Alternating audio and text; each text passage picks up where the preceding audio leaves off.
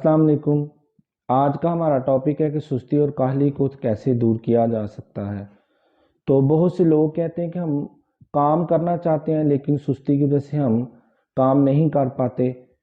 بہت سے لوگوں کا خیال ہے کہ ہم نماز پڑھنا چاہتے ہیں لیکن سستی اور کاہلی کی وجہ سے ہم سے نماز نہیں پڑھی جاتی۔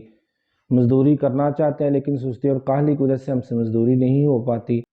چودھری جوید لکھتے ہیں کہ انسان ایک ایسی مخلوق ہے کہ وہ جتنا کام کرے وہ تھکتا نہیں۔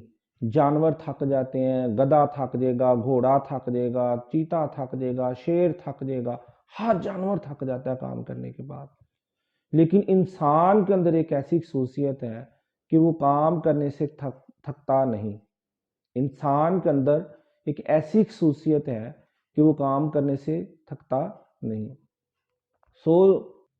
سستی اور کاہلی دور کرنے کا ایک ہی طریقہ ہے۔ اگر نماز پڑھنے میں آپ کو سستی ہے، کام کرنے میں آپ کو سستی ہے، مزدوری کرنے میں آپ کو سستی ہے، جو بھی کام کرنے میں آپ کو لگتا ہے کہ میں سستی اور کاہلی کرتا ہوں، اس کام کو اتنا ہی زیادہ کیا جائے۔ جتنا زیادہ آپ اس کام کو کریں گے، سستی اور کاہلی دور